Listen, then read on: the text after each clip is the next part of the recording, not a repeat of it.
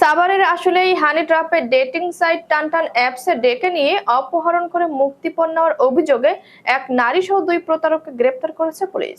গভীর রাতে আশুলিয়া জামগড়া থেকে তাদেরকে গ্রেপ্তার করে আশুলিয়া থানা পুলিশ। দুপুরে আশুলিয়া থানায় এক সংবাদ সম্মেলনে এ তথ্য নিশ্চিত করেন সাভার সার্কেল এর অতিরিক্ত পুলিশ সুপার শাহিনুর কবির।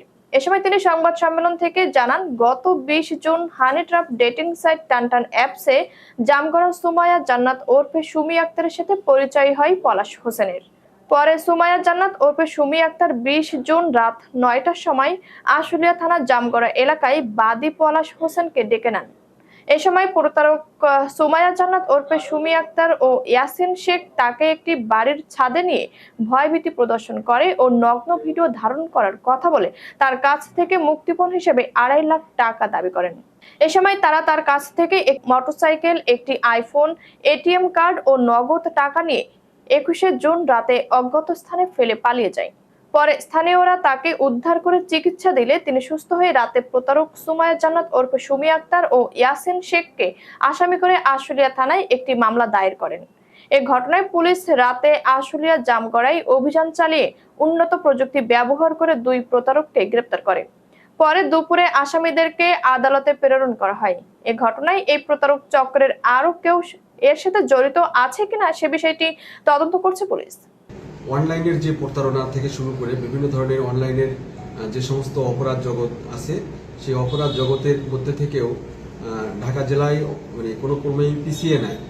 অর্থাৎ বিভিন্ন অনলাইনের যে মিডিয়াগুলো রয়েছে সেগুলো ইউজ করে বিভিন্ন রকমের অপরাধে জড়িয়ে পড়ছে। তার মধ্যে আমরা আজকে নিয়ে যেটা কথা বলবো সেটা হলো একটা হানি ট্র্যাপ।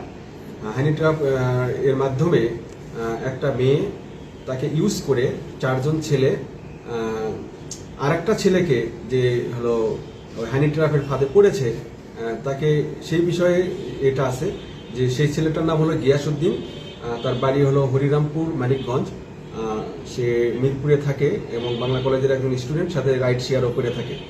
তো চলতি মাসের 20 তারিখে সুমি আক্তার নামে একটা মেয়ে, তার বাড়ি হলো মাগুরা, সে ডেটিং সাইট টানটান অ্যাপস, এই অ্যাপসের মাধ্যমে এই গিয়াসউদ্দিনের সাথে যোগাযোগ স্থাপন করে তাদের মধ্যে একটা প্রেমের সম্পর্ক গড়ে তোলার পরে এই 20 তারিখেই তাকে আশুলিয়া থানাধীন জামগড়ায় একটা বাসায় তাকে ডেকে নিয়ে আসে। তো তার কথা মতো গিয়াসউদ্দিন সেই জামগড়ায় 20 তারিখে রাতে চলে আসে, রাত 9টার দিকে। যখন চলে আসে তখন তাদের আগে থেকেই ফাঁদ করে রাখা এই যে সুমির সাথে আরও যে 4 জন ছেলে আছে, তার মধ্যে ইয়াসিন নামে, যাকে আমরা গ্রেপ্তার করেছি, এই ইয়াসিন সহ এরা এই জায়গাতে একটা ভাড়া বাসায় থেকে জামগড়ায় সেখানে তাকে নিয়ে ওই বাড়িতে যখন যায়, এই মেয়েটাই কিন্তু মূলত নিয়ে আসে। এখানে অন্য ছেলে জড়িত এটা গিয়াসউদ্দিন জানতো না।